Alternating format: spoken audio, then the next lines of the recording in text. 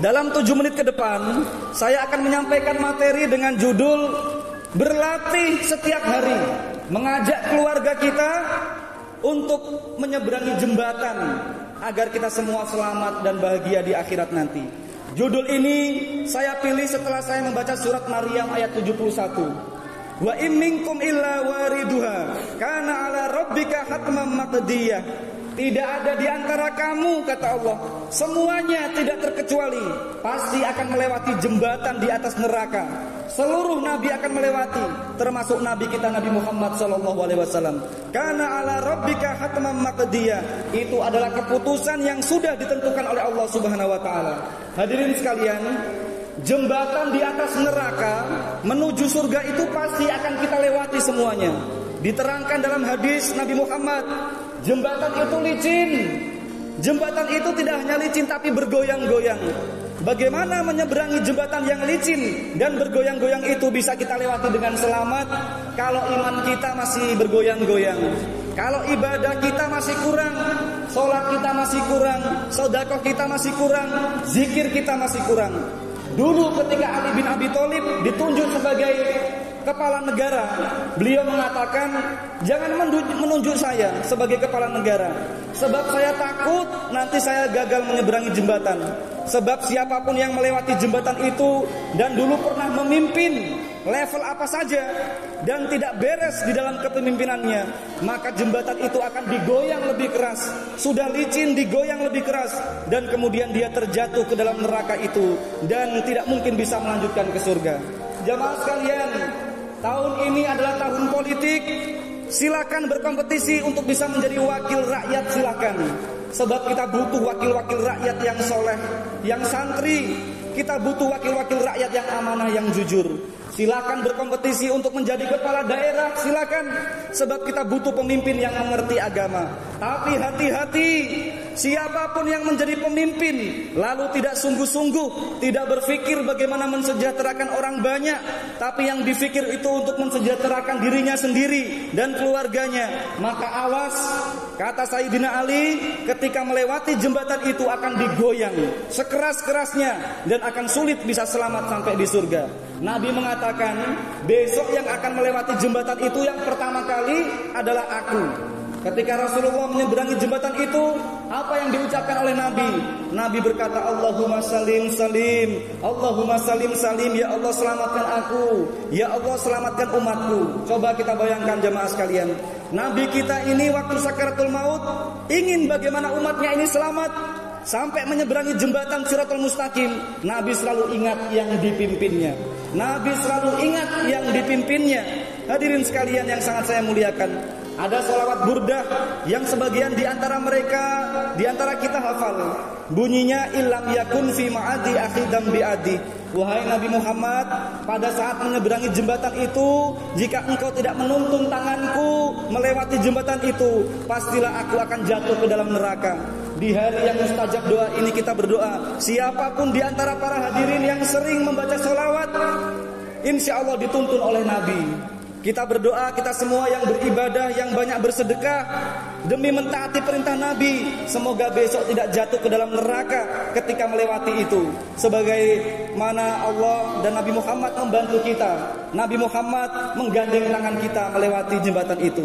Hadirin sekalian, di dalam hadis itu juga dikatakan, ada orang yang melewati jembatan itu tidak terasa ada yang licin, tidak terasa ada yang goyang-goyang, sebab disediakan kendaraan seperti kilat cepatnya melebihi cahaya masuk ke surga.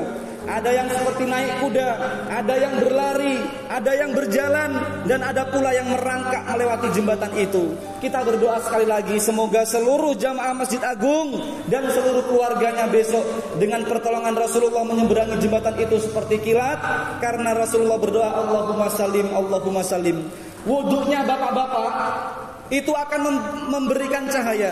Sujudnya bapak-bapak akan memberikan cahaya ketika melewati jembatan Shiratal Mustaqim itu. Itu pun tidak cukup, kata Allah, saya akan tambahkan cahayanya lagi.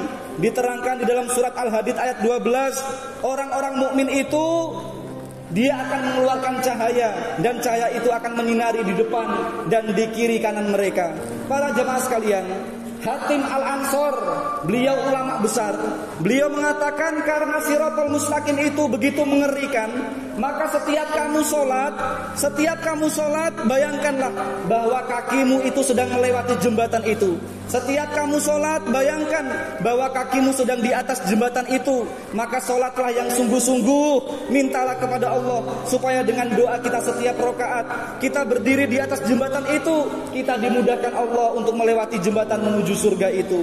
Tidak cukup itu, kata Hatim Al-Ansor, bayangkan kakimu di atas jembatan, lalu bayangkan pula di kanan kirimu ada surga dan neraka. Lalu bertanyalah, saya sebenarnya ini lebih pantas kemana?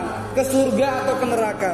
Oleh karena itu jamaah sekalian, saya mengajak hadirin sekalian untuk merenungkan ayat yang saya baca di dalam surat Al-Hasyr penutupannya.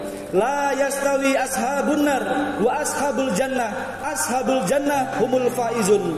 Tidak sama, kata Allah, tidak sama potongan orang yang akan menjadi penghuni neraka dengan calon penghuni surga, tidak sama.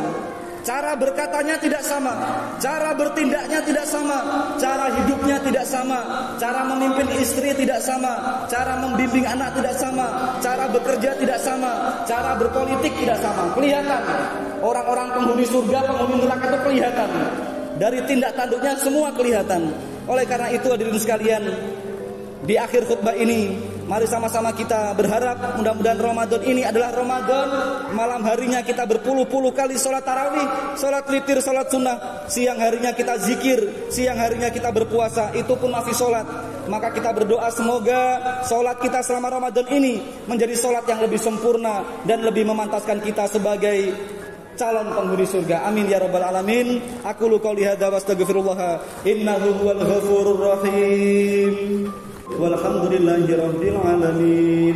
Allahumma ighfir lil muslimina wal muslimat wal mu'minina wal mu'minat al ahya'i minhum wal amwat. Allahumma inna nas'aluka imanan daiman. Wahai Allah, sungguh kami memohon jadikan kami semua, keluarga kami, kedua orang tua kami, mertua kami, pasangan hidup kami, anak cucu kami menjadi orang-orang yang memiliki iman yang sempurna ya Allah. Iman yang sempurna, iman yang selama-lamanya. Wa qalban khashi'a, juga hati yang lembut, hati yang bersih dan selalu tunduk taat patuh kepadamu. Wa ilman nafi'a, dan pengetahuan yang menambah keimanan dan akhlak kami. Wa yaqinan shadiqa, dan keyakinan keagamaan yang benar.